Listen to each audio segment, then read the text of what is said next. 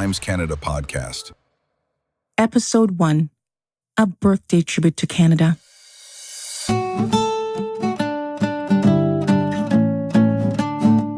Happy birthday to you.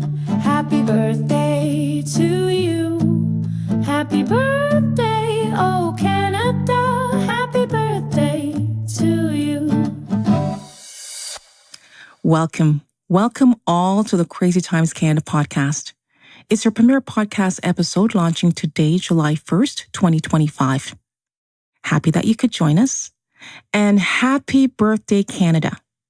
We're 158 years old and looking good. In the last few years, we've been through a lot, but pinch yourself. We're still very much intact. So today, our podcast is a birthday tribute to Canada. And as part of that birthday tribute, let's take a couple minutes and do a mini history lesson. Canada, as we know, was formed from Indigenous and treaty land, and 1867 was its founding. So when you hear your province or your territory, I want you to yell, "I am Canadian." Let's try this. In 1867, Ontario, Quebec, Nova Scotia, and New Brunswick became the first Canadian provinces. In 1870, Manitoba and the Northwest Territories. In 1871, British Columbia. In 1873, PEI. In 1880, the transfer of the Arctic Islands to the Northwest Territories. In 1898, the Yukon Territories. 1905, Alberta and Saskatchewan. 1949, Newfoundland and Labrador, and in 1999, Nunavut officially became the third territory. History lesson over. But let's share some additional pride. Let's talk about some Canadian inventions. So we've invented some cool things, and some of them do sound very Canadian. You'll see. The paint roller, the garbage bag, the pager. So for our Gen Z listeners, don't knock it. Had you been there, I promise you would also agree that pagers were cool. Road lines. So if you can picture this, it means that before a Canadian thought, you know what? We need a solution here. The roads were unlined and were basically oversized bumper car lots. Then there was the Wonder Bra. Yes, gents, as in the push-up bra. Invented right here in Canada. The IMAX theater, pacemaker, the game of basketball, insulin, the electric wheelchair, and the fiberglass goalie mask. Right? Because where else would it be invented? Knowing us, the list is even longer, but we're Canadian and humble. It is July 2025, and it has been quite the year so far. A couple months ago, an artist released just a very timely and powerful song that captures the essence of the hearts of most Canadians in this moment. It is by the artist Adam Mitten, and the song is Elbows Up Canada. As part of our Canada Day tribute, we wanted to interview him for the segment, but could not locate him. So Adam, if you are listening to this podcast, reach out to us. We love your song. And listeners, you can find his song on Spotify, Shazam, Apple, anywhere you get your music. Again, the song Elbows Up Canada. This moment of Canadian identity, Canadian unity, and Canadian pride was precipitated by the 47th President of the United States referring to Canada in derogatory terms, and in his general attempts to have Canada bend the knee. As Canadians, we collectively thought, how dare he? And putting aside Canadian politeness, others of us thought, WTF. Many Canadians had some negative views about our former Prime Minister, especially in the last couple years of his Prime Ministership. However, hearing him being called governor instead of the title of Prime Minister was disrespectful, not only to the former Prime Minister, but to all Canadians, regardless of our political leaning or political ideology. God keep our land glorious and free. Oh, Canada, we stand on guard for thee. Oh, Canada, we stand on guard for thee.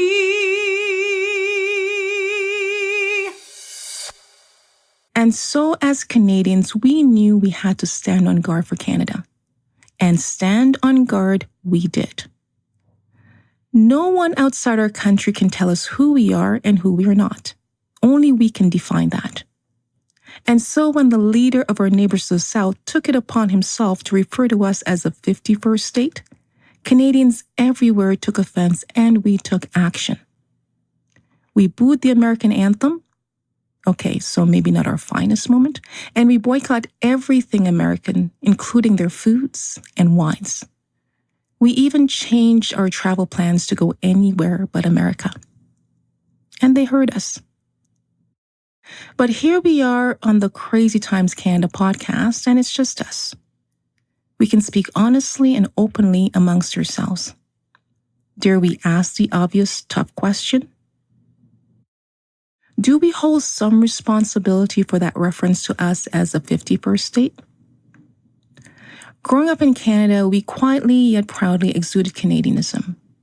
Our values, our social structure, how we went about our lives, our many regulations, how we engage with the world, the courtesy in which we travel to other countries, how we welcome immigrants, learn and embrace new cultures and foods, protect all our freedoms, and became the #1 most educated population in the world as of 2022, thanks to young adults, immigrants, and a strong college sector. We are Canadians. We've always been.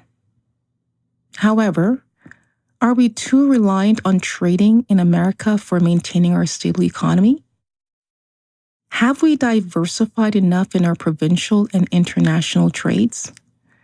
And with our abundant resources, have we done enough to develop and lead in certain industries? Having said that, before now, why would we? America is only 5% of the world's population, but accounts for 24% of the world's consumption. And with our geographical proximity to America, in addition to our access and trade agreements, Canada has benefited. However, it has come at a cost to Canadians. It has made us complacent. There has been no urgency for us to become less dependent on the American economy or on their military protection. Canadians made America so seamlessly a part of our society and a part of our lives that we immerse ourselves in their arts, in their entertainment, and in their news. This last piece has been truly problematic as there is no requirement for American cable news to be truthful. And so misinformation and lies are the norm for a couple of their popular cable news networks, which are viewed by half of their population. That false information then gets fed onto the internet and social media, which then gets regurgitated back by those same cable news networks as cited references, creating an echo chamber of toxic information. Canada, remember, when it comes to TV and social media, there is no border between Canada and the US. This leaves Canadians, and especially those who no longer have cable TV and instead rely fully on the internet and social media for their news, vulnerable to becoming indoctrinated with toxic information. However, it is not too late. More to come in a future episode. We have to remember who we are. We've always taken pride in being informed, especially before forming opinions. We did not used to be people who followed the crowd. We had our own minds, rooted in truth. We are Canadians. We cannot let misinformation cause us to turn on each other. We're a family.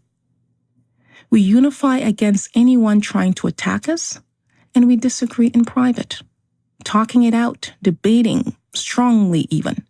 Then we hug it out, grab a drink or a bite, and do a reset. Yes, some of our tough talks may take multiple conversations. But it's not about winning. It's about getting to understanding. The last few months have reminded us that we remain a family, a functional one. Let's protect that. Our Canadian brand. As Canadians, we had kind of lost our way over the past maybe 10 years or so. We felt less connected, less unified, and even less patriotic. That was until the 51st state comment, and it was like a switch. We immediately found our voice, and our response was full-throated. I am Canadian and always will be. My values protects the we. I have a prime minister, not a governor. A former banker, the real art of the deal maker. We are quick to say sorry because we are humble. But do not mistake that for weakness, because we will rumble. Like our Canadian maple, we can be sweet. We prefer to deliver our words face to face, not through a tweet. Our Canadian tuxedo is a hit in 2025. 10 toes down and elbows up. We thrive. After what we'll call the infamous comment, Canadians looked at America and our response was visceral. We may not remember who we are sometimes, but we knew that we were not that. We were not them. We are distinctly not America. Interestingly, the world has always known what we sometimes forget about ourselves. Most of the world loves Canadians and loves when we go to their countries. Do you know that the Canadian passport allows Canadians into more countries than the American passport allows Americans? And reputationally, Canada leads. In February 2025, Brand Finance published a global soft power index based upon a survey of more than 170,000 respondents from over 100 countries to gather data on global perceptions of all 193 United Nations member states. Canada's reputation rated third in the world, next only to Switzerland and Japan.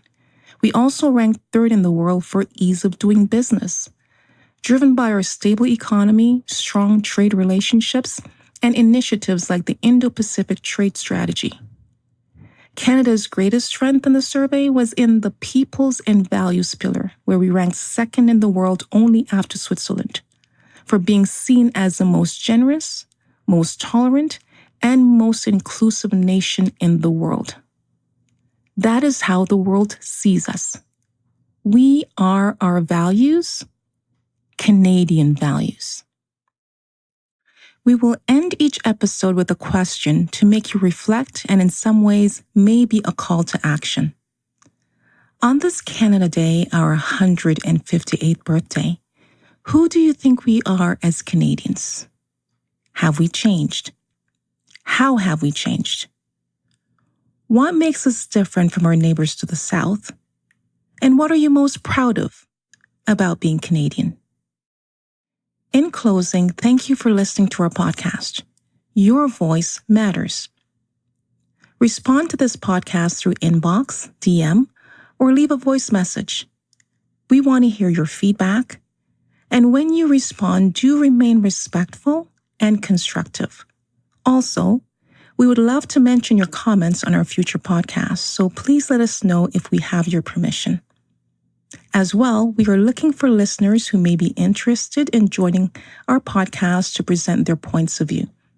We're hoping to have individuals and panels with different viewpoints to flesh out ways that we disagree and either come to agreement or understanding.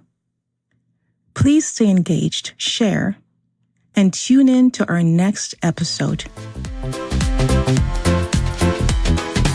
Crazy Times Canada podcast.